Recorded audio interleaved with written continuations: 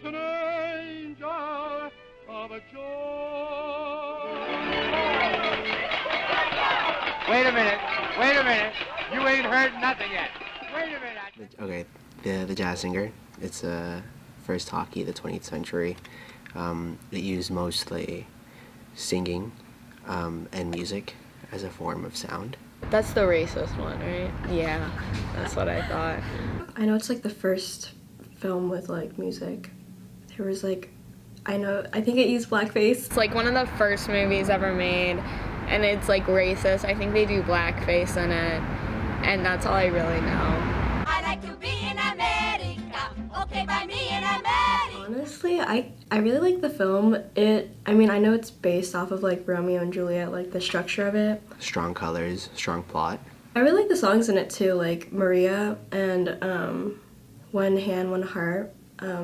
They're all really catchy. Maria is played by a white woman, which obviously, like, the whole movie is trying to, like, just portray the immigrant situation, and the fact that a white woman is trying to do that doesn't exactly make sense to me. I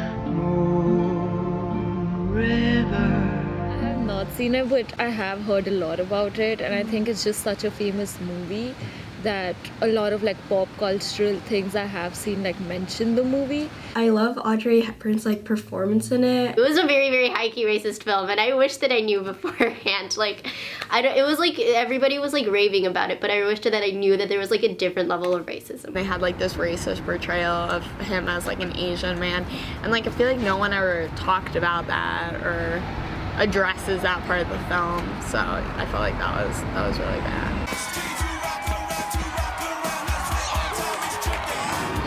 It's really like laid back, and it's so focused on like the comedy. Like it's such a trip. It's a very funny movie.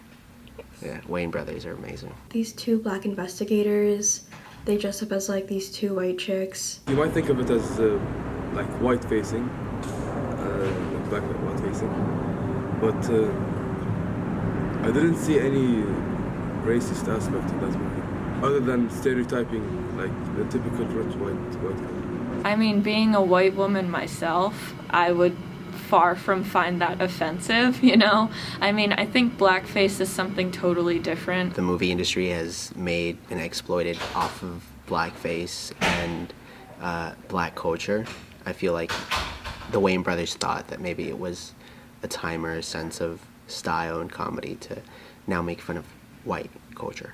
When you bring up blackface, it just brings to mind Birth of a Nation, and I remember they used blackface in that film for a lot of reasons, but one of the specific ones was because you can't have a white woman and a black man in the same frame. It's nonsense. It's like in the Shakespearean times, they put men in roles of women, like to get a better actor, to get a better like outcome.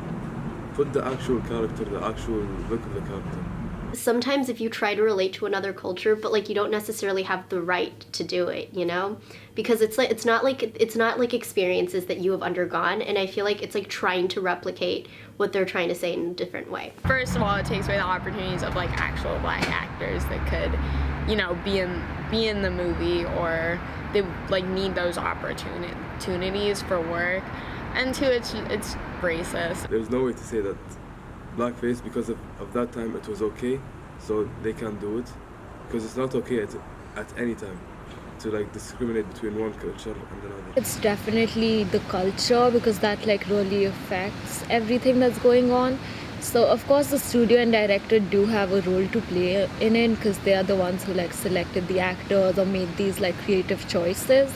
But they were influenced by the whole culture that was there. It's really on the people who did it, like the director, the producer, like it's on them for choosing to do that. There's a balance to it. I really feel like because the culture has become so accepting of this portrayal of African Americans and of a comedic stance over them and their culture, I feel like it's up to the studio and the director to respect that type of culture. Over time, a lot of things have changed.